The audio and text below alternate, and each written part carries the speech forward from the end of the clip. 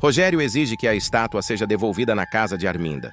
No próximo capítulo da novela Três Graças, Ferete começa a estranhar a amizade repentina entre Lorena e Leonardo. O olhar dele fica atento demais, desconfiado demais. Não é só curiosidade, é controle.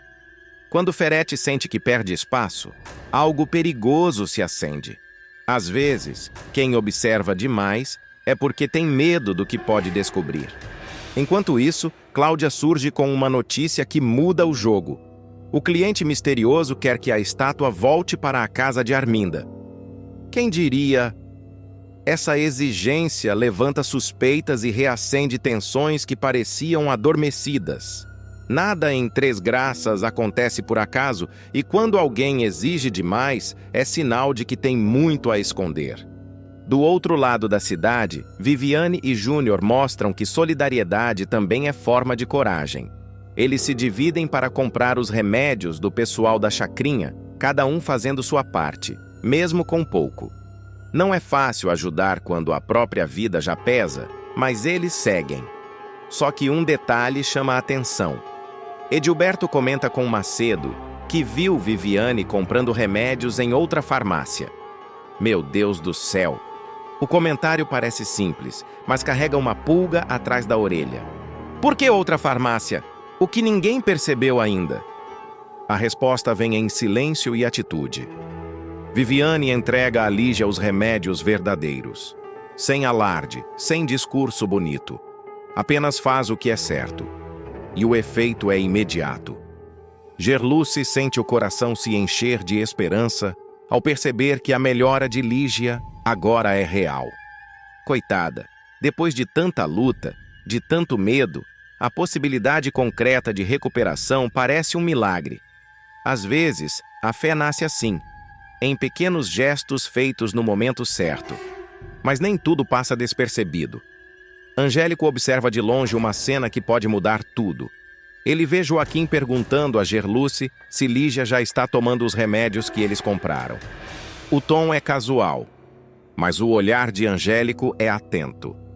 Algo não fecha. Quem comprou quais remédios? O que realmente chegou até Lígia? A dúvida se instala. Em Três Graças, a verdade anda devagar, mas nunca para.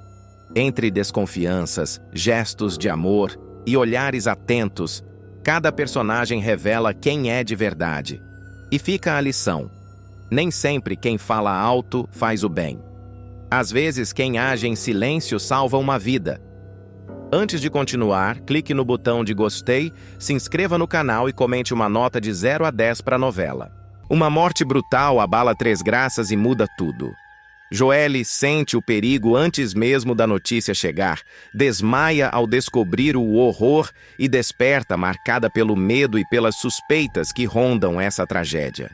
Segredos começam a emergir, silêncios falam mais que palavras e uma pergunta fica no ar. Até onde essa verdade sombria vai chegar? E quem será o próximo a pagar o preço? Joelle desperta assustada, como se tivesse tido um pesadelo, mas não lembra de nada. Só sente. Meu Deus do céu! O coração bate apertado, a respiração curta, aquele incômodo que não tem nome. Ela leva a mão ao peito, depois à barriga, tentando se acalmar. É coisa da minha cabeça, ela sussurra, mas o corpo não concorda. Joelle se levanta devagar, anda pela casa inquieta. O silêncio pesa mais do que barulho. O olhar dela fica perdido, como se procurasse algo invisível. Por que eu tô assim? Não é dor física, é pressentimento. É aquele aviso estranho que vem de dentro quando algo muito errado está para acontecer. Quem diria, antes mesmo da notícia chegar, o corpo dela já sabe. Ela tenta seguir a rotina, lava o rosto, bebe água, respira fundo. Mas o aperto não passa. O coração acelera do nada. A mão sua fria. Meu Deus do céu! Ela se senta, fecha os olhos por um instante. Uma imagem confusa passa pela mente, rápida demais para entender. Um arrepio percorre a espinha. Alguém percebe o estado dela. Joelle, você tá bem? A pergunta soa distante. Ela força um sorriso fraco. Tô. Só um mal-estar. Mas a voz sai falhada. Não é fácil fingir quando o corpo está em alerta máximo. O instinto grita perigo. Joelle tenta se distrair, mas qualquer barulho a assusta. O telefone toca ao longe. Ela congela. O coração dispara mais forte. Não atende. Não atende. Pensa sem saber por quê. Cada segundo parece pesado demais. O tempo arrasta, como se estivesse preparando o golpe final. Ela se levanta outra vez, inquieta, andando de um lado para o outro. Isso não é normal, diz em voz baixa. A mão volta à barriga, num gesto automático de proteção. Meu bebê... O medo cresce, sem explicação. Algo ruim se aproxima, ela sente na pele. E então passos apressados, vozes tensas, um olhar que evita o dela. O ar muda, o clima pesa. Joelle percebe no mesmo instante. A notícia chegou, e pelo jeito de quem se aproxima, não é nada que o coração consiga suportar fácil. Porque quando o destino resolve atacar, ele não avisa. Ele só chega da forma mais brutal possível. As palavras chegam sem rodeio, não tem preparo, não tem cuidado. Encontraram um homem morto. O tom é seco, frio. Meu Deus do céu! Joelle sente o coração bater errado na mesma hora. Morto! Ela repete, quase sem voz. O silêncio que se forma em volta é pesado, sufocante, daqueles que apertam o peito. Então vem o resto, com os olhos esbugalhados. A frase cai como um golpe. O clima muda na hora. O ar parece desaparecer. Joelle leva a mão à boca, tenta respirar, mas o corpo não responde. A mente dela trava por um segundo e depois explode. A imagem descrita invade tudo, sem pedir licença. Crua, violenta, impossível de afastar. Quem? Quem é? Ela pergunta, sentindo as pernas bambas. Ninguém responde de imediato. O olhar de quem trouxe a notícia entrega tudo. Meu Deus do céu! Antes mesmo de ouvir o nome, Joelle já sabe. O mundo começa a girar. Não, não pode ser! Ela balança a cabeça em negação. Quando o nome finalmente é dito, o chão some. Não é só choque. É terror puro. O corpo dela gela. O coração dispara descontrolado. O que fizeram com ele? A pergunta explode por dentro, mesmo antes de sair pela boca. A voz sai fina, quase irreconhecível. Meu Deus! Como assim? Joelle tenta se apoiar em algo, mas as mãos não encontram firmeza. As pernas fraquejam. A respiração fica curta, falha. Isso é mentira. Ela insiste, como se negar pudesse mudar tudo. Mas os rostos ao redor confirmam. É verdade. Crua, irreversível. A cabeça dela começa a zunir. O som fica distante. As vozes viram eco. A imagem volta com mais força. Os olhos. A violência. A cena que ela nem viu, mas sente como se tivesse visto. O coração dispara ainda mais. A mão vai direto à barriga. Meu bebê! Ela sussurra desesperada. O corpo não aguenta. O impacto é grande demais. O medo, a dor, o choque, tudo junto.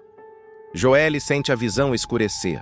O chão se aproxima rápido demais. Alguém grita o nome dela, mas soa longe.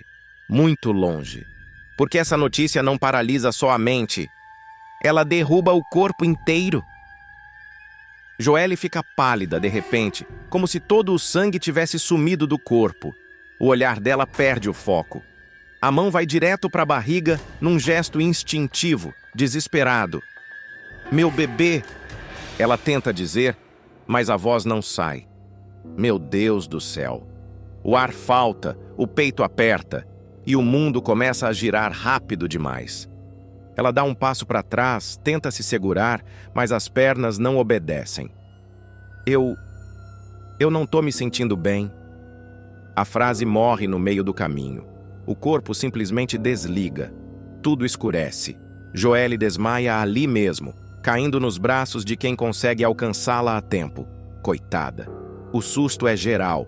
Joelle! Joelle, fala comigo! Alguém chama, sacudindo de leve. Nada. O silêncio dela é assustador. O medo muda de forma naquele instante.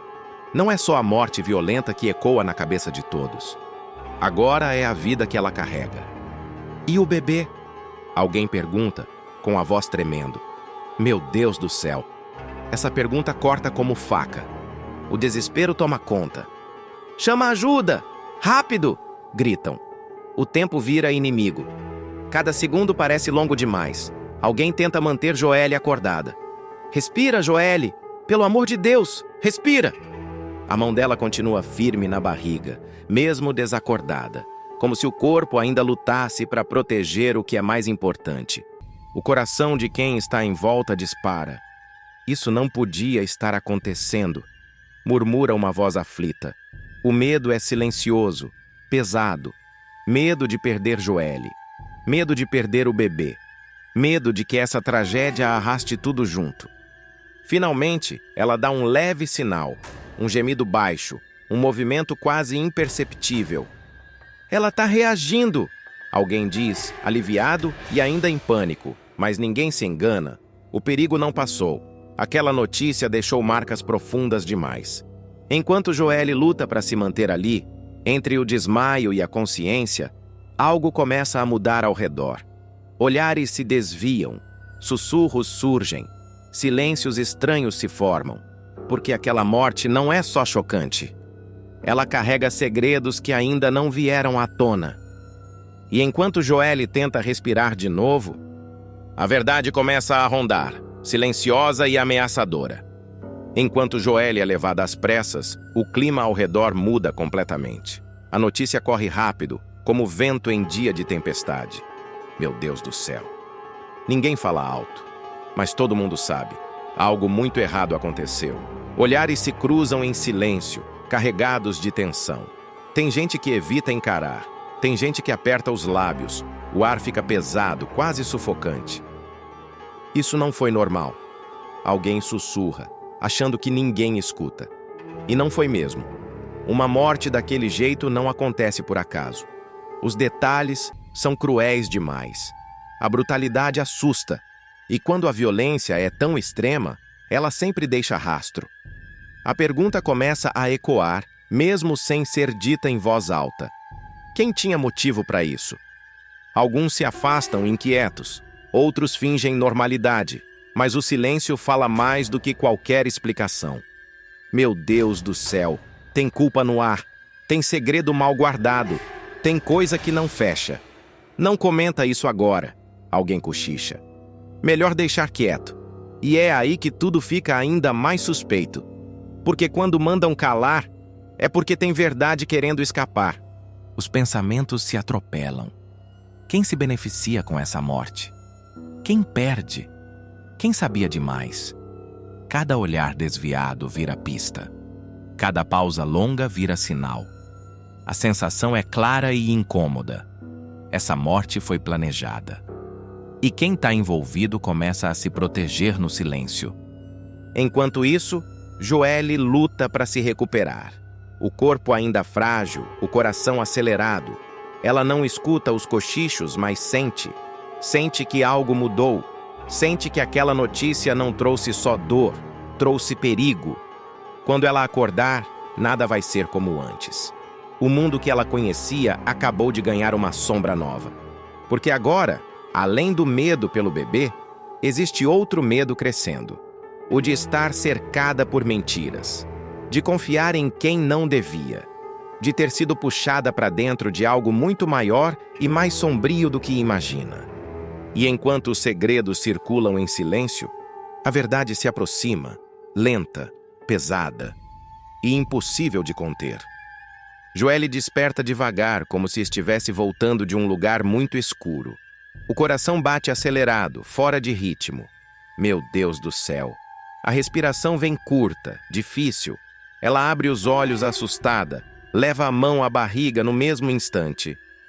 Meu bebê! A voz sai fraca, mas carregada de medo. Só então ela percebe. Tá viva. Mas nada dentro dela tá em paz. A imagem volta com força, crua, os olhos esbugalhados. A descrição ecoa na mente como um grito que não cala. Joelle fecha os olhos, tenta afastar, mas não consegue. Isso é real, ela sussurra, sentindo um arrepio subir pelo corpo. Não foi um pesadelo. A morte aconteceu. E aconteceu perto demais. Ela tenta se sentar, mas o corpo ainda está frágil. O medo agora não é só pelo que ouviu. É pelo que pode vir. Nada vai ser como antes, ela pensa, com o peito apertado. A sensação de segurança some. A inocência também. Joelle entende ali, naquele despertar doloroso, cruzaram uma linha perigosa. E ela foi puxada para dentro dessa história. As vozes ao redor tentam acalmar. Vai ficar tudo bem. Mas ela sabe que não vai. Não daquele jeito simples. A morte não veio sozinha. Ela trouxe perguntas, trouxe suspeitas, trouxe sombras. Joelle sente isso na pele. Tem coisa errada, ela diz baixinho. Tem gente escondendo algo. O coração dispara de novo. E se isso tiver ligação comigo? A dúvida nasce como veneno lento. Quem morreu sabia demais? Falou demais? Se aproximou demais? Joelle sente um nó na garganta. Pela primeira vez, ela tem medo não só do passado, mas do futuro. Ela aperta a barriga com cuidado, respirando fundo. Eu preciso proteger meu filho. A decisão surge no meio do caos. Mas proteger de quem? E de quê? Em Três Graças, quando a morte entra em cena desse jeito brutal, ela não leva só uma vida. Ela arrasta segredos, culpas e verdades perigosas junto. Joelle encara o vazio à frente, sabendo que algo foi despertado. Algo que não vai parar agora. Porque essa história sombria não terminou com um corpo no chão. E a pergunta que aperta o coração, pesada como sentença, ecoa no silêncio. Quem será o próximo a pagar o preço dessa verdade que insiste em vir à tona? Um detalhe esquecido vira a chave de uma investigação perigosa. Paulinho desafia ordens, enfrenta o medo e chega perto demais da verdade. Um brinco liga pessoas, segredos de um crime que ninguém queria ver revelado. Em Três Graças, quando as peças começam a se encaixar, o perigo só aumenta. Paulinho tá ali, andando devagar pelo canteiro da mansão de Arminda, fingindo que é só mais uma vistoria. Mas por dentro, meu Deus do céu, a cabeça dele tá acesa. Ele olha para o chão como quem procura uma resposta que ninguém mais tá vendo. O ar tá quente, a terra mexida, e o silêncio daquele lugar parece esconder coisa demais. Juquinha vem logo atrás, observando. Tá procurando o quê, Paulinho? Ela pergunta, desconfiada. Ele não responde de primeira. Só faz um gesto com a mão, pedindo calma, pedindo silêncio. O instinto dele tá gritando. Ele se abaixa, afasta umas folhas secas com cuidado e então vê. Um brilho pequeno. Quase nada. Mas o suficiente para travar a respiração. Meu Deus! Paulinho murmura, puxando com 2 dedos um brinco meio sujo de terra. Pequeno, comum. Mas ali, naquela cena, parece uma prova viva. Ele fica olhando, girando o acessório na mão, como se tentasse fazer o objeto falar. Juquinha se aproxima. Um brinco? Isso aí pode ser de qualquer pessoa. Paulinho não tira os olhos do brinco. Pode. Ele responde curto, mas o olhar dele diz outra coisa. Diz que não é qualquer coisa. Diz que tem história ali. Diz que alguém esteve ali no momento exato e deixou um rastro. Juquinha cruza os braços. Paulinho, a gente está aqui por causa da estátua. Você acha mesmo que isso... Ele corta. Eu acho que nada é por acaso. A voz sai baixa, firme. Desde que eu pisei nessa casa, eu senti. Tá tudo mal contado. Ele se levanta devagar, ainda com o brinco na mão, e olha ao redor. A mansão parece elegante por fora, mas por dentro tem um cheiro de mentira. Paulinho guarda o brinco no bolso como quem guarda uma bomba. Se isso caiu aqui, caiu no dia do roubo. Ou alguém veio depois para apagar rastro. Juquinha encara ele. Você tá dizendo que esse brinco pode ser do assaltante? Paulinho respira fundo. Ou de alguém que estava perto demais e não devia. Meu Deus do céu. A frase pesa. Ele fecha o punho, sentindo o metal frio do brinco pressionar a pele. A gente vai guardar isso. Juquinha hesita. Paulinho. E o delegado Jairo? Ele olha para ela, sério. Se eu depender do Jairo, esse caso morre. O olhar de Paulinho muda. Não é mais o namorado ciumento nem o policial obediente. É um homem decidido a enxergar o que ninguém quer ver. E ali, naquele canteiro, com um brinco aparentemente banal na mão, Paulinho dá o primeiro passo para um caminho sem volta. Paulinho não dorme direito. O pensamento volta sempre para o mesmo ponto. Não foi à toa, ele repete para si mesmo. O instinto não dá trégua. Mesmo sem autorização, mesmo sabendo do risco, ele toma a decisão ali, sozinho. Vai investigar. Se eu fechar os olhos para isso, eu deixo passar a verdade. Ele murmura, sentindo o peso da escolha. Juquinha percebe o silêncio dele no caminho. Você vai mesmo fazer isso sem falar com Jairo? Paulinho aperta o volante. O Jairo não quer problema. Eu quero resposta. Meu Deus do céu. Não é rebeldia. É compromisso. É aquela linha fina entre obedecer ordens e fazer o que é certo. Eles chegam de novo à mansão de Arminda. O lugar parece diferente agora, mais hostil. Cada passo pesa. Paulinho caminha direto até o ponto exato do canteiro. Ele se abaixa, observa o chão, mede a distância, analisa as marcas. Foi aqui, ele diz com convicção. Aqui alguém correu, tropeçou e perdeu alguma coisa. Juquinha engole seco.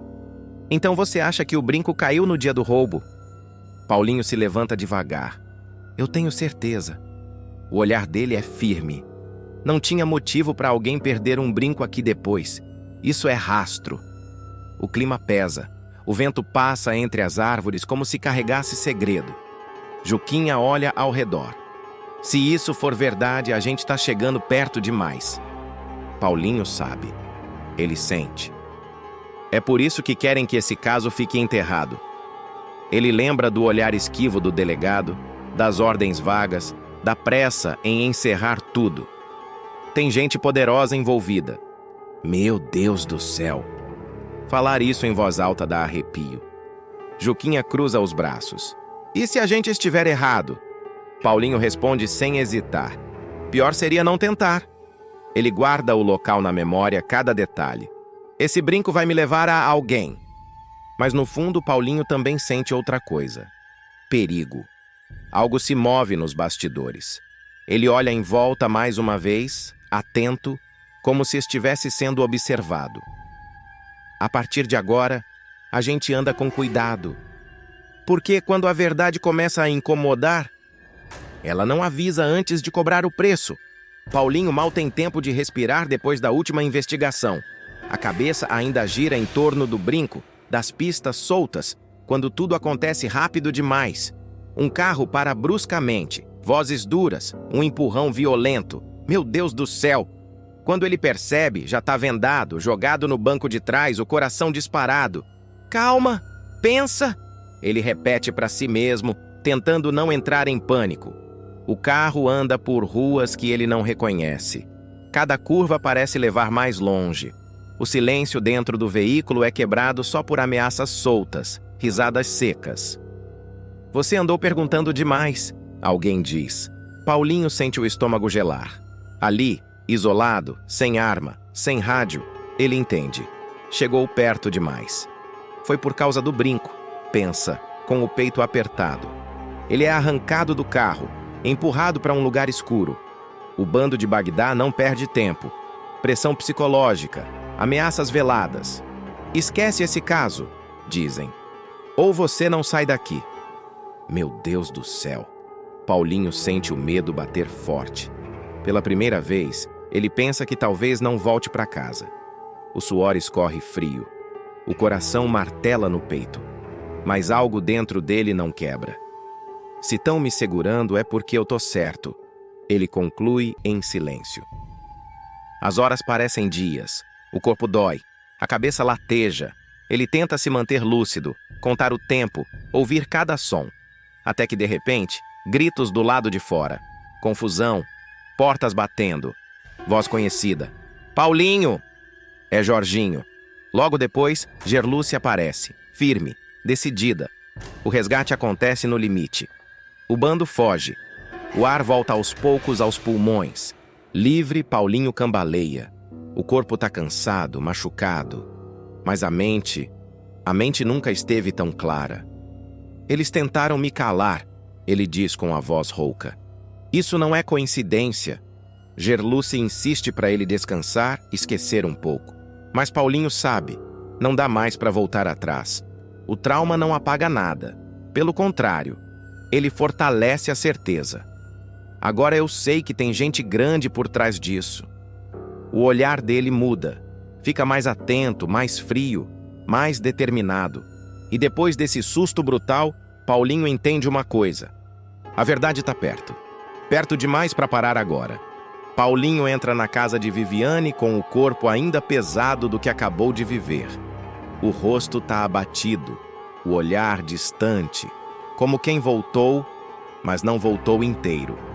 Juquinha não desgruda dele. Você precisa respirar, Paulinho. Se acalmar, ela diz, tentando trazer ele de volta para o presente. Viviane abre a porta com preocupação.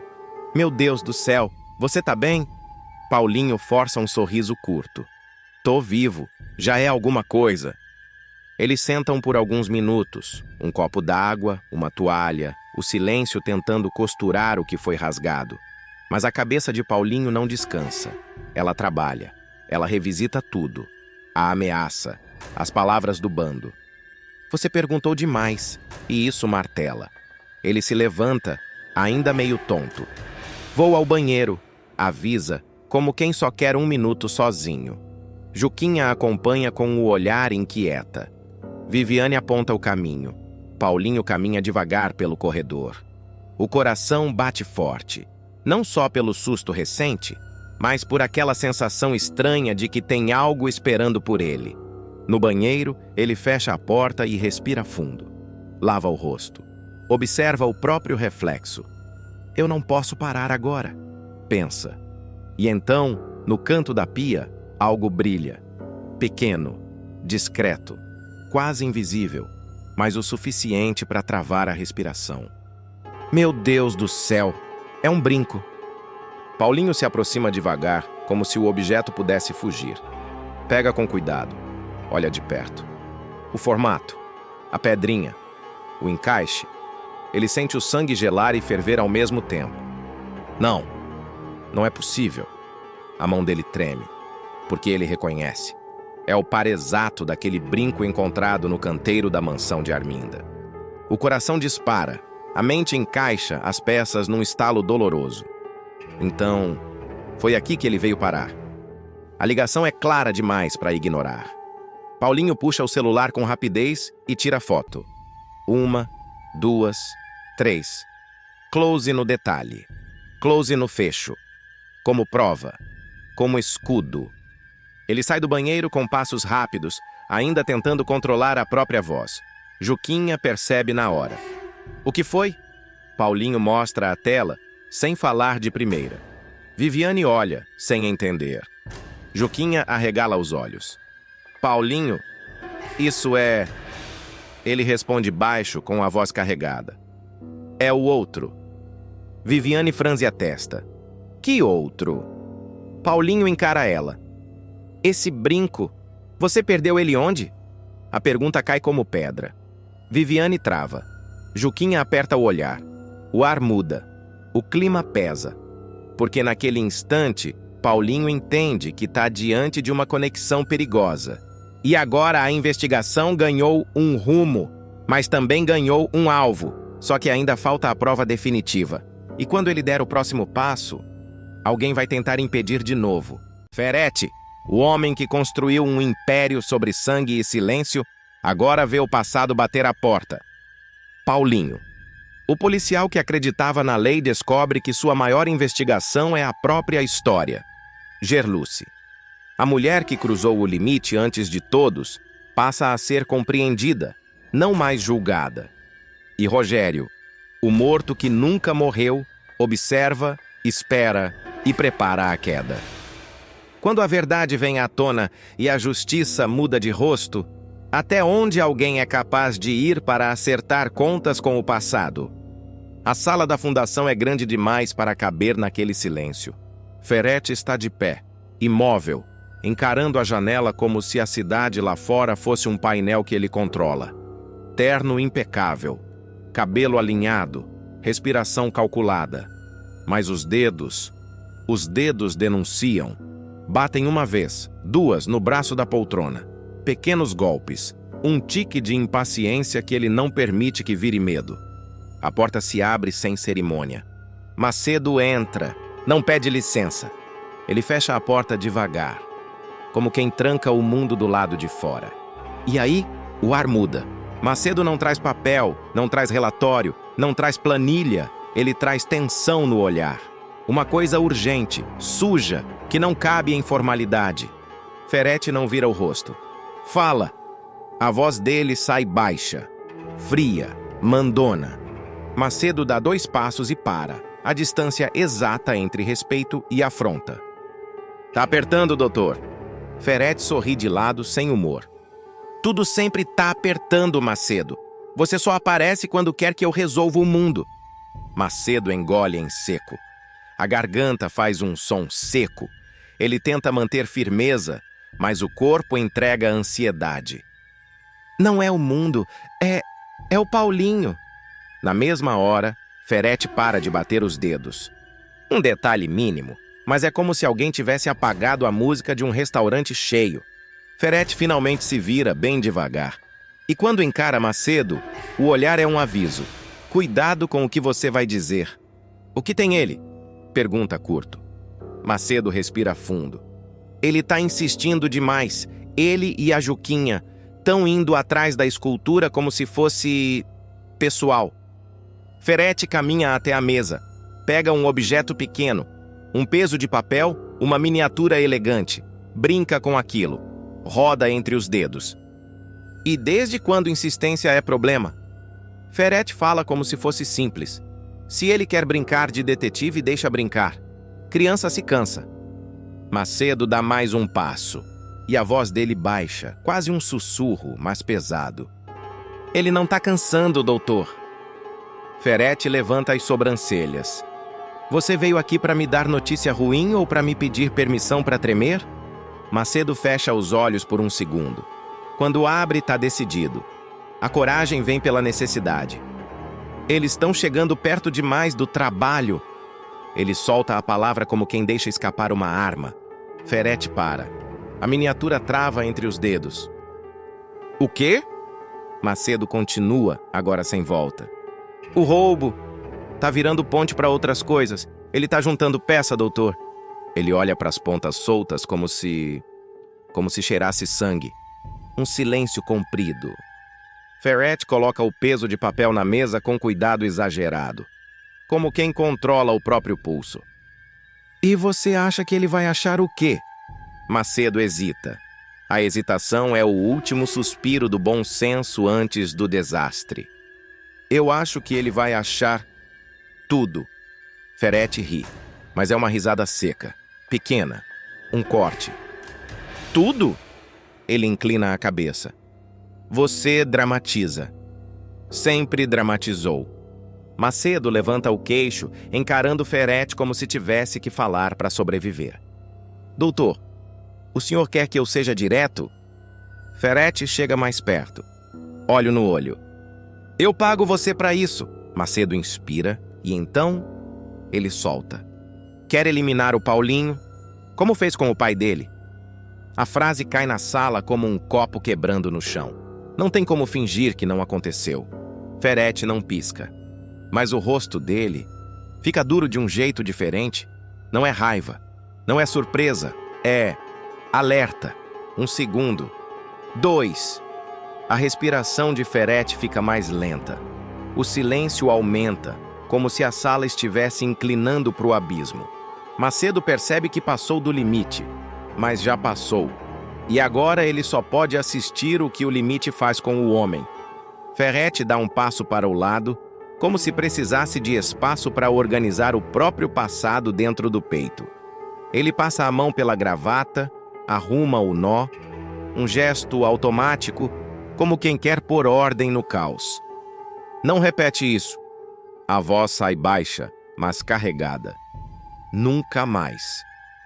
Macedo engole, mas insiste, preso na própria urgência. Foi o senhor que mandou, doutor. Ele fala com firmeza amarga.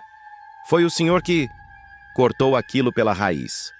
Ferete vira o rosto devagar e, quando olha de novo, o olhar é lâmina. Eu mandei cortar um problema. Ele diz. Eu mandei silenciar um risco. E sabe por quê?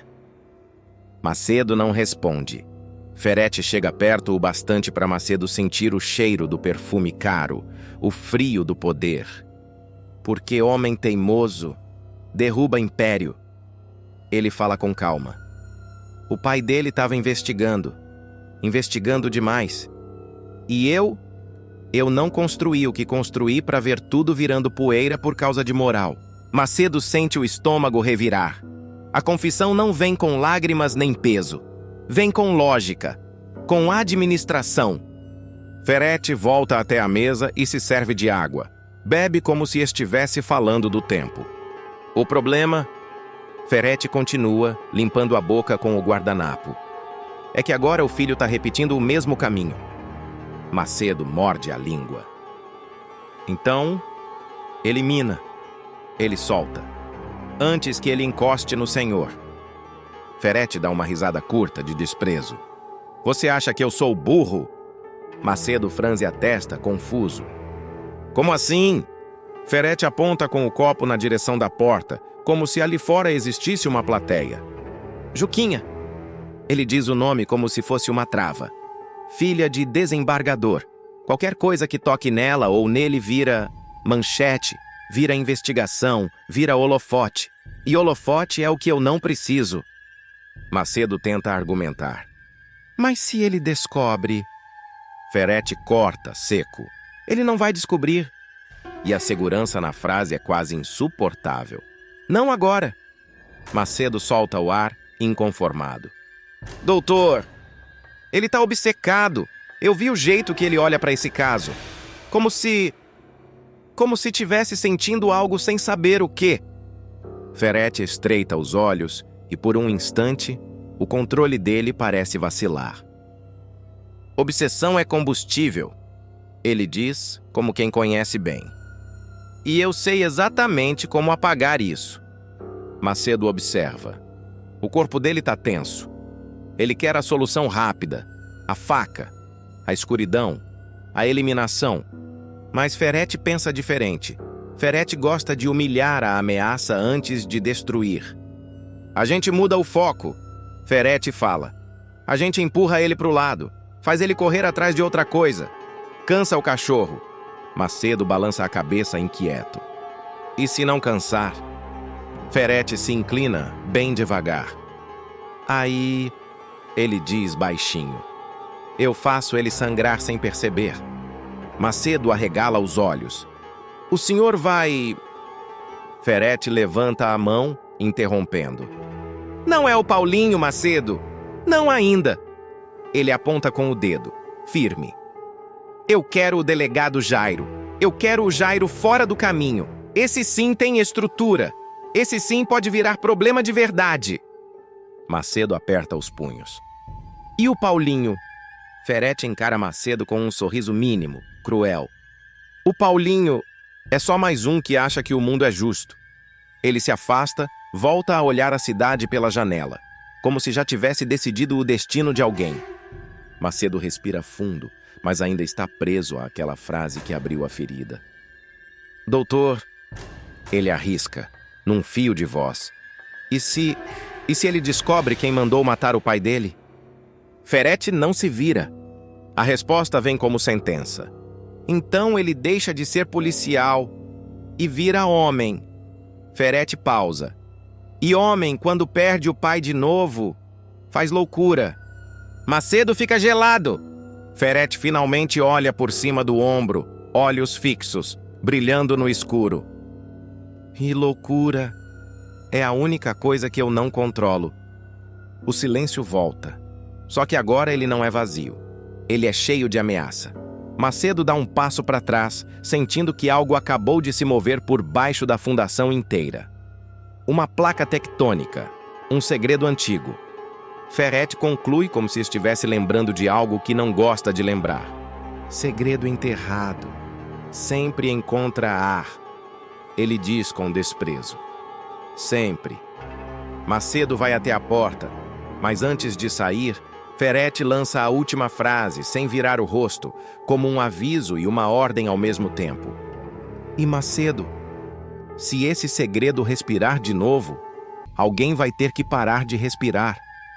A maçaneta gira, a porta abre, e Macedo sai com uma certeza queimando na cabeça. O passado voltou, e ele voltou com fome. Quando um segredo antigo reaparece, ele não pede licença. Ele exige uma nova vítima. O corredor da delegacia está barulhento, mas para Paulinho tudo soa abafado. Gente passando, telefones tocando, portas batendo, nada entra.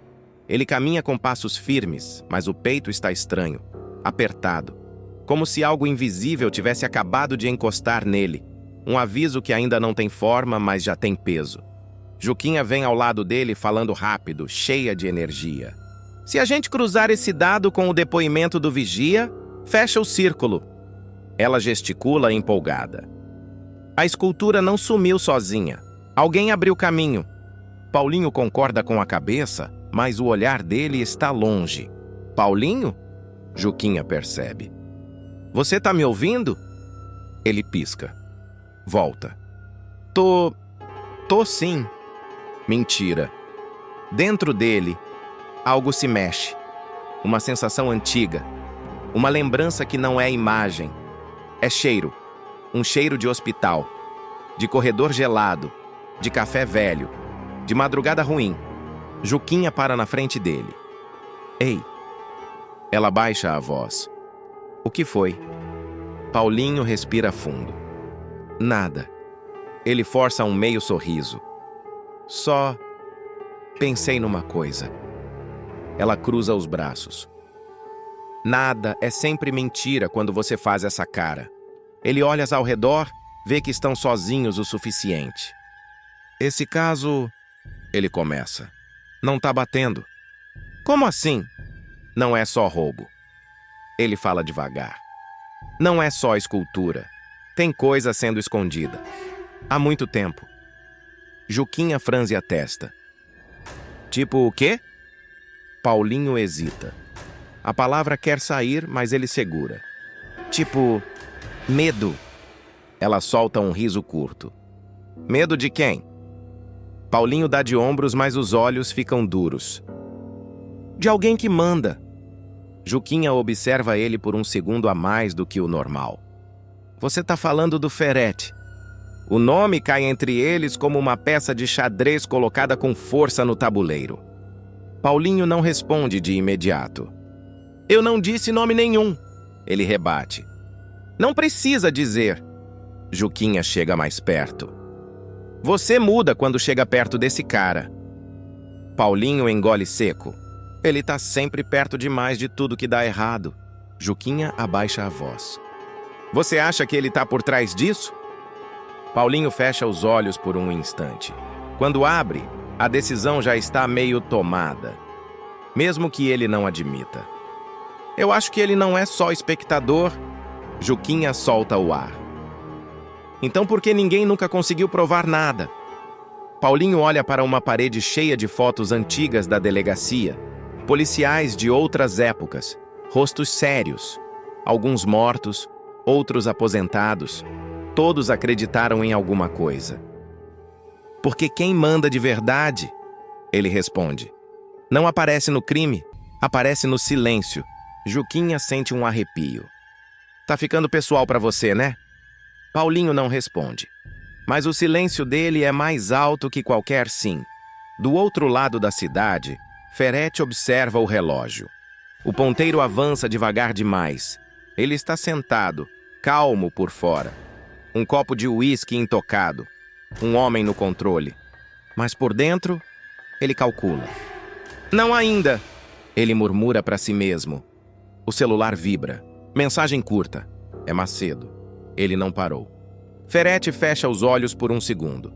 Claro que não parou. Ele diz, baixinho. Ele levanta, anda até a janela, olha a cidade como se estivesse vendo peças se movendo. Ninguém para quando acha que está do lado certo. Ele digita a resposta. Ferretti. Então a gente estica a corda. Macedo responde rápido. E se arrebentar? Ferretti sorri.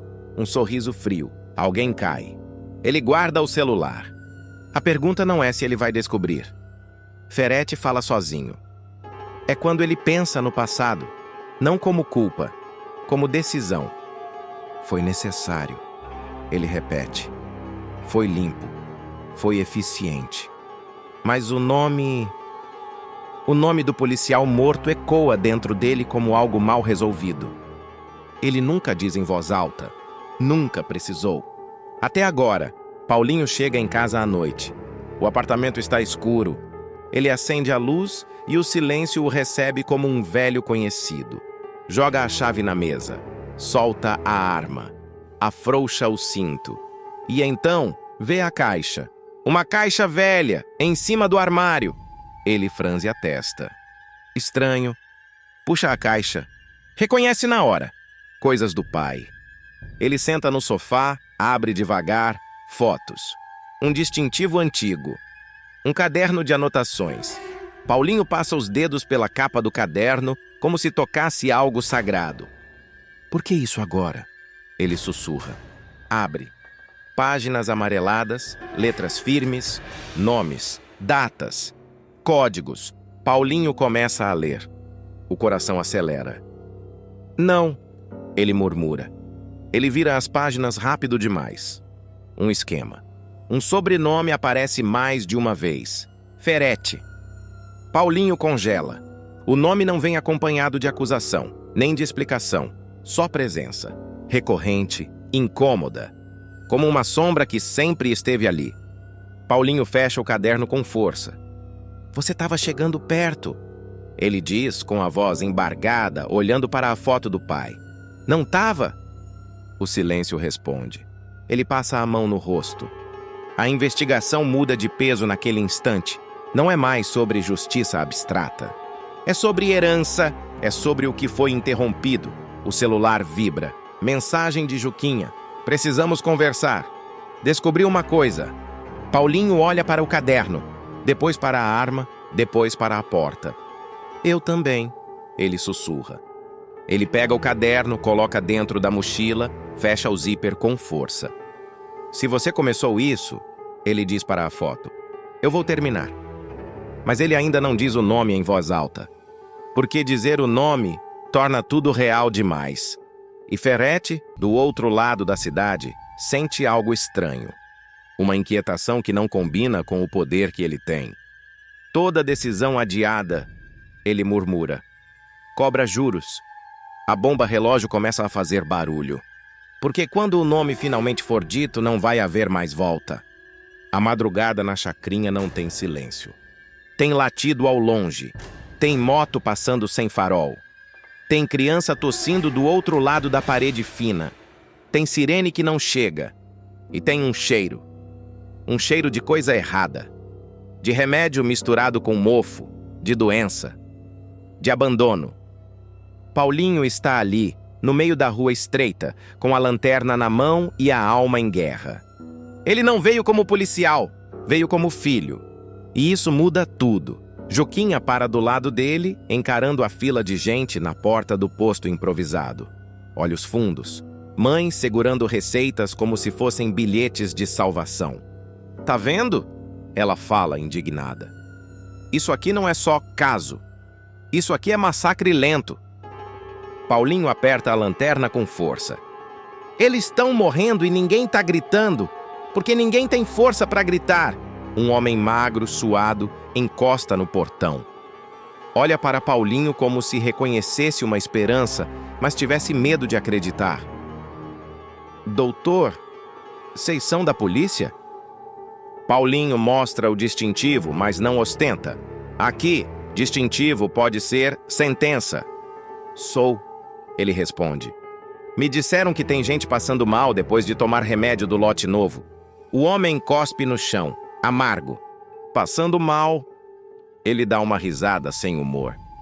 Minha mulher não passou mal, não. Ela apagou no chão e ficou roxa. Eu achei que ela ia morrer no meu colo. Juquinha se aproxima. Quem trouxe esses remédios? O homem olha para os lados antes de falar. O medo dele é velho. Não sei, só aparece. Ele sussurra. Chega na mão de uns caras aí e... pronto. O povo compra porque é barato. Porque é isso ou nada. Paulinho sente o sangue ferver. E ninguém investigou? O homem dá de ombros. Investigaram, uma vez. Um policial veio aqui, fez perguntas, falou alto, disse que ia pegar os responsáveis.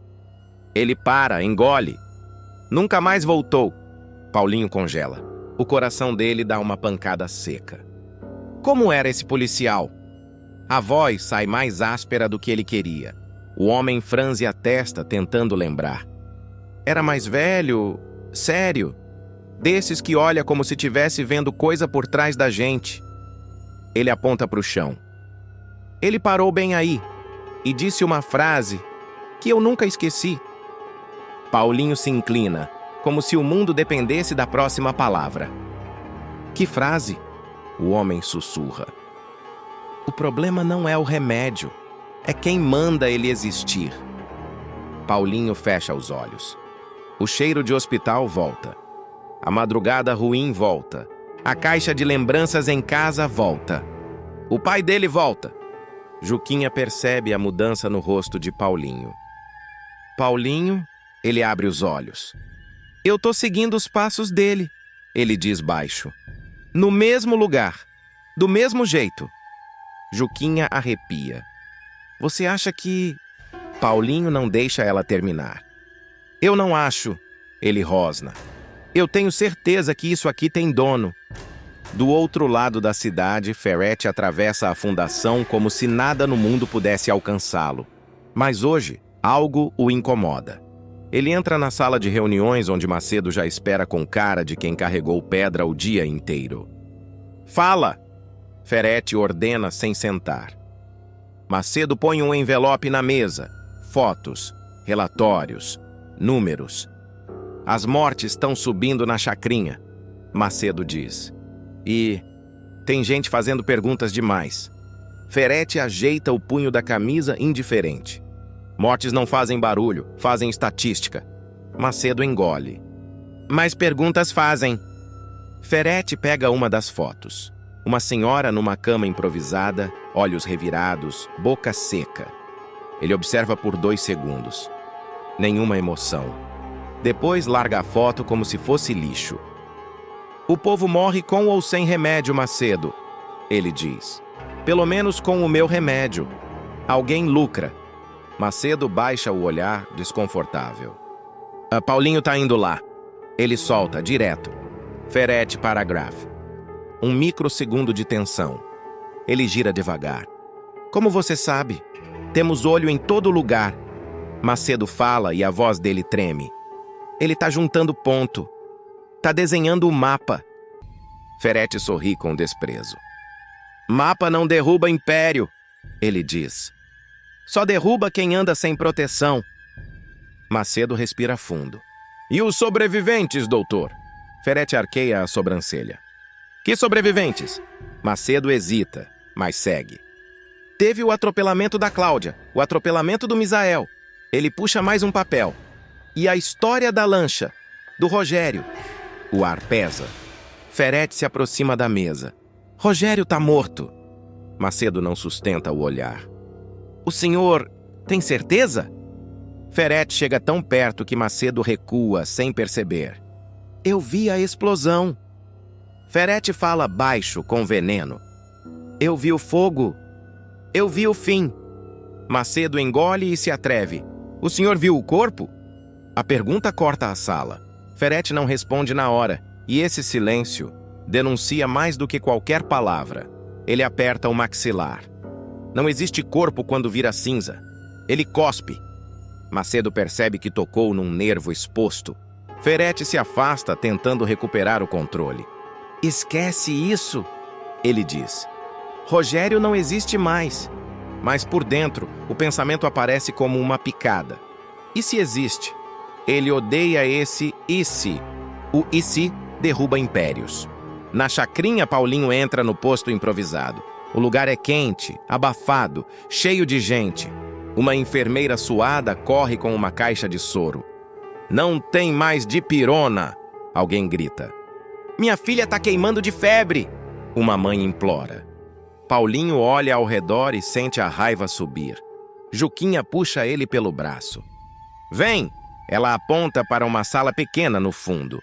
Uma pessoa quer falar com você, mas só se for no particular. Paulinho entra. A sala é apertada, tem uma cadeira, uma mesa, um ventilador quebrado, e lá está ela, uma mulher com o olhar de quem viu coisa demais. Ela não chora, ela não treme, ela só está cansada. Quando vê Paulinho, ela respira fundo. Você é o filho do policial, né? Paulinho trava. Como você sabe disso? Ela aponta para o rosto dele. Você tem o mesmo olhar. Ela engole seco. O olhar de quem não sabe a hora de parar.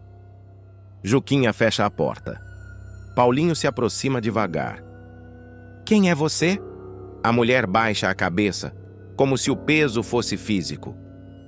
Eu trabalhei na distribuição. Ela fala rápido, como se quisesse arrancar aquilo de dentro. Eu vi caixas indo e vindo. Eu vi rótulo falso.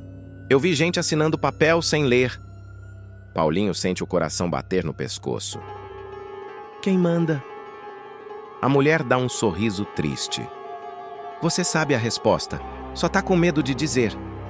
Paulinho fecha os punhos. Diz o nome. Ela olha para Juquinha, depois para Paulinho. E diz, num fio de voz. Ferete! A palavra cai como pedra em água funda. Paulinho dá um passo para trás como se tivesse levado um soco. Juquinha arregala os olhos. Meu Deus! Paulinho tenta respirar. Você tem prova? A mulher abre a bolsa e tira um pendrive. As mãos dela tremem pela primeira vez. Tá tudo aí, notas, conversas, registro de lote. Ela engole. Eu guardei, porque eu sabia que um dia alguém ia vir. Paulinho pega o pendrive como se fosse um explosivo. Por que você tá me dando isso? A mulher olha nos olhos dele, firme. Porque eu vi um homem morrer tentando parar isso. Ela fala e a voz quebra. E eu não consegui esquecer o som. Não consegui. Paulinho sente o chão sumir. Que homem? Ela fecha os olhos. Seu pai. O nome pai vira lâmina. Paulinho engasga. Você viu?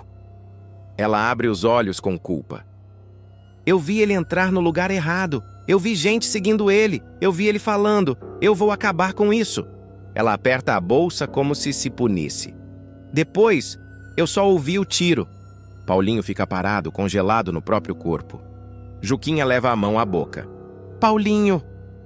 Ele não responde. A cabeça dele vira tempestade.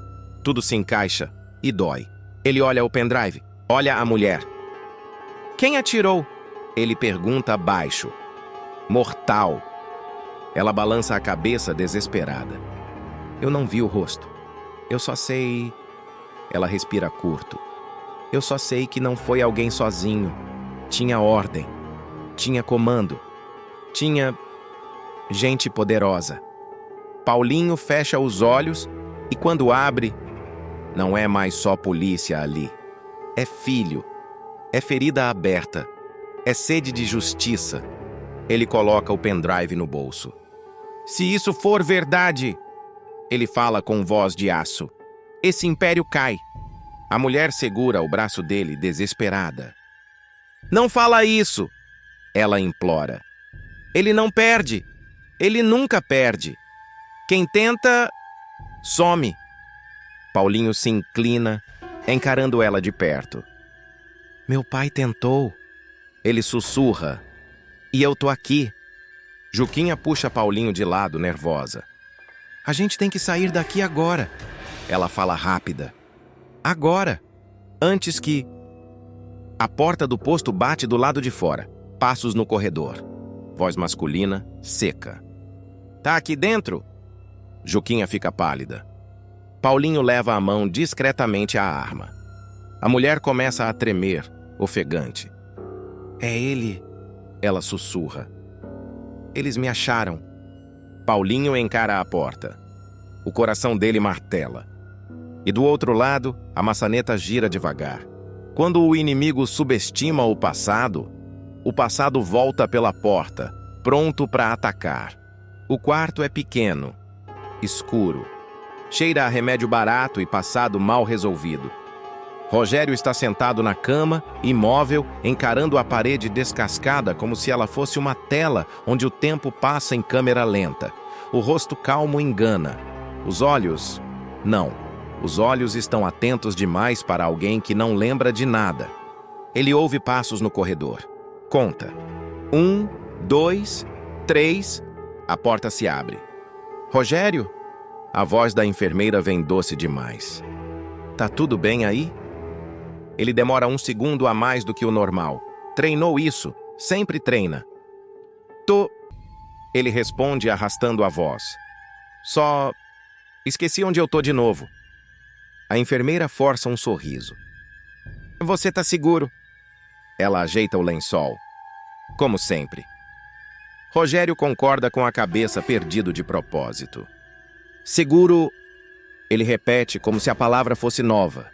Mas por dentro tudo grita. Seguro não existe. Só espera. A enfermeira sai. A porta fecha. E o rosto de Rogério muda. O olhar perde o vazio. Ganha foco. Ganha cálculo. Ele levanta devagar, vai até o fundo falso do armário, empurra uma tábua solta. De lá tira um celular velho, trincado, sem chip comum, só dados. Ele liga. A tela acende. Várias fotos, áudios, documentos.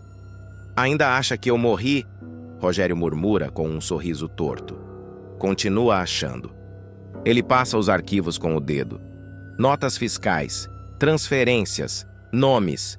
Ferete aparece mais de uma vez. Rogério fecha o punho. Você errou comigo, ele diz, baixo. Errou feio. Um áudio começa a tocar. A própria voz de Ferete, grave, confiante, registrada anos atrás. Resolve isso, sem barulho, definitivo. Rogério pausa o áudio. Definitivo. Ele ri sem humor. Você nunca aprende. Ele guarda o celular rápido ao ouvir outro som no corredor. Deita, apaga o rosto, volta a ser fantasma. Mas agora, um fantasma armado. Na rua, Paulinho anda rápido demais. O vento bate no rosto, mas não esfria nada. Juquinha corre ao lado dele, tentando acompanhar o ritmo. Paulinho, espera! Ela diz ofegante. A gente precisa pensar. Ele para de repente. Pensar? Ele se vira, os olhos pegando fogo. Eu passei a vida inteira pensando. Pensando que foi azar. Pensando que foi o trabalho. Pensando que meu pai só estava no lugar errado. Juquinha se aproxima com cuidado. Eu sei que dói. Você não sabe. Ele corta. Você não ouviu o tiro dentro da sua cabeça todo santo dia. Silêncio. Juquinha engole seco. Isso muda tudo, ela diz. Se você cruzar essa linha... Paulinho passa a mão no rosto, tremendo. Que linha, Juquinha? Ele ri, nervoso. A linha já foi cruzada quando mataram meu pai e chamaram de rotina policial. Ele se afasta, respirando pesado. A lei... Ele continua. Sempre foi o que me segurou. Sempre. Mas agora... Juquinha olha para ele, assustada. Agora o quê? Paulinho encara o chão. Agora eu não sei se a lei chega antes da raiva. Juquinha segura o braço dele. Olha para mim. Ela exige. Ele olha. Se você fizer isso sozinho, ele vence. Ela fala firme. Porque é isso que ele quer. Te tirar do caminho sem sujar as mãos. Paulinho fecha os olhos. E se eu não fizer nada, ele responde. Meu pai morre de novo. O celular de Paulinho vibra. Número desconhecido. Juquinha arregala os olhos. Atende, Paulinho atende. Alô? A voz do outro lado vem distorcida, baixa. Ele acha que tá no controle. Paulinho franze a testa. Quem tá falando? Alguém que sobreviveu. O coração de Paulinho dispara. Sobreviveu a quê? Uma pausa calculada. A explosão, a mentira, a morte encomendada. Paulinho fica pálido. Isso é brincadeira? Não. A voz responde. É atraso. Juquinha se aproxima mais, tentando ouvir. Você sabe quem matou seu pai? A voz continua. Mas ainda não sabe quem pode derrubar Ferete de verdade. Paulinho engole. Se você sabe tanto... Aparece. Do outro lado, um sorriso invisível. Ainda não. A voz diz. Fantasmas só aparecem quando o vilão acha que venceu. A ligação cai. Paulinho fica parado, celular colado ao ouvido. Quem era? Juquinha pergunta, tensa. Paulinho baixa o telefone lentamente. Alguém que não devia estar vivo. Juquinha sente um arrepio. Paulinho, tem mais gente nisso. Ele diz, como se estivesse montando um quebra-cabeça em tempo real. Gente que ele acha que matou. Na fundação, Ferete brinda sozinho. O uísque finalmente desce. Funcionando, ele murmura, confiante. Tudo funcionando. Macedo entra, apreensivo. Doutor, tem boato estranho rodando. Ferete não se vira. Boato não derruba ninguém. Macedo hesita. Falam de alguém que voltou. Ferete congela por meio segundo. Alguém quem? Macedo abaixa a voz. Rogério. Ferete se vira num movimento seco. Impossível. É o que dizem. Macedo responde. Que tem alguém coletando prova. Que conhece tudo. Ferete ri alto, forçado. Fantasma não fala. Fantasma não anda. Fantasma não derruba império. Mas quando fica sozinho, o riso morre. O copo treme levemente na mão dele. Mortos não voltam. Ele repete como mantra.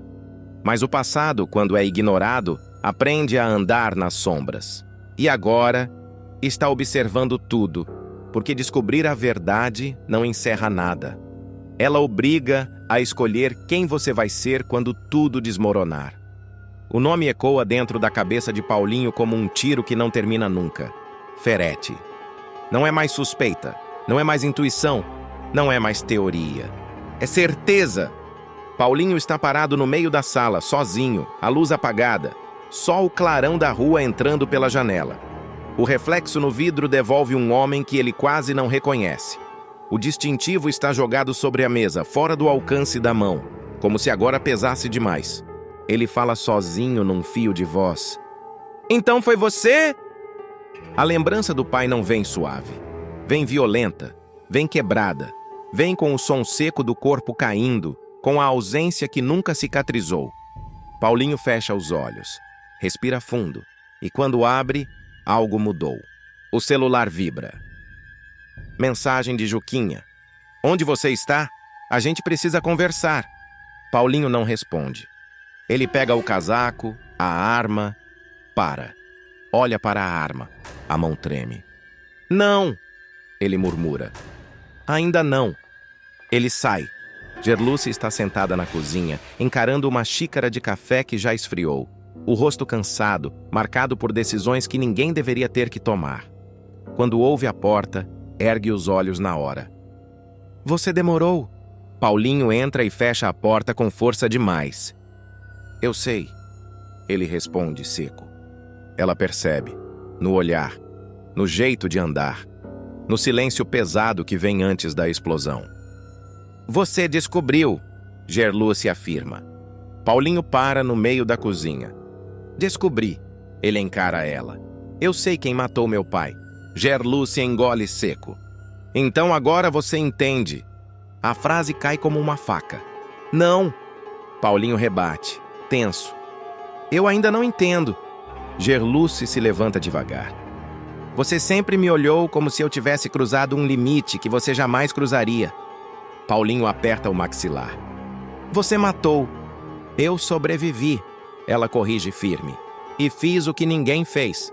Paulinho anda de um lado para o outro, inquieto. Eu passei anos defendendo a lei. Ele fala rápido. Anos acreditando que justiça vinha com papel, com processo, com tempo. Gerluce se aproxima. E agora? Paulinho para. Agora eu sei que o tempo protege quem tem poder. Silêncio. Gerluce sustenta o olhar dele. Bem-vindo à realidade. Paulinho passa a mão no rosto, a voz falha pela primeira vez. Se eu fizer o que você fez, ele diz, eu deixo de ser quem eu sou. Não. Gerluce responde sem hesitar. Você deixa de ser quem eles querem que você seja. Paulinho fecha os olhos. Meu pai morreu acreditando na lei. Gerluce baixa o tom. E morreu por isso. A frase pesa. Paulinho sente como se estivesse traindo algo invisível dentro dele. Eu sempre te julguei. Ele admite, baixo. Sempre achei que você tinha ido longe demais. Gerluce chega mais perto. E agora? Paulinho abre os olhos vermelhos. Agora eu sei que você foi onde ninguém teve coragem. Ela toca o braço dele. Justiça nem sempre tem rosto bonito, Paulinho. Ele afasta a mão, confuso. Mas também não pode virar ódio. Gerluce suspira. O ódio é o começo, ela diz. O fim é escolha. O celular de Paulinho vibra novamente. Mensagem de número desconhecido. Ele sabe que você sabe. Paulinho sente o estômago gelar. Ele tá se mexendo, ele murmura. Gerluce franze a testa. Quem? Ferete. Paulinho anda até a janela, observa a rua. Ele acha que ainda controla tudo. Ele continua. Que decide quem vive e quem morre. Gerluce se aproxima por trás. E você? Paulinho demora a responder. Eu não quero decidir quem morre, ele diz. Mas também não vou deixar ele decidir mais ninguém. Ele se vira para ela. Se eu cruzar essa linha, ele fala, não tem volta. Gerluce encara firme. Nunca teve. O telefone toca. Paulinho atende. A voz do outro lado é baixa, conhecida demais agora. Tá sentindo, Paulinho? Diz Rogério. Essa rachadura aí dentro? Paulinho fecha os olhos. Isso não é jogo. Nunca foi. Rogério responde. É ajuste de contas. Paulinho respira fundo. Eu vou fazer do meu jeito. Uma pausa. Então escolhe bem. Rogério diz. Porque depois, você não vai mais dormir como policial. A ligação cai. Paulinho fica parado. O silêncio pesa. Gerluce observa. E agora? Paulinho olha para o distintivo que ele trouxe no bolso. E não tira. Agora, ele diz com voz baixa e firme. A justiça mudou de rosto. Ele encara Gerluce. E eu não sei se vou gostar do que vou me tornar. Ela responde sem desviar. Ninguém gosta, mas alguns aguentam. A câmera se afasta. Paulinho sozinho com a própria consciência. O herói em conflito, a lei em dúvida. E uma certeza queimando por dentro. A verdade não encerrou nada. Ela só acendeu o próximo incêndio. Porque em Três Graças, quando a moral começa a ruir, ninguém atravessa o fogo sem se queimar.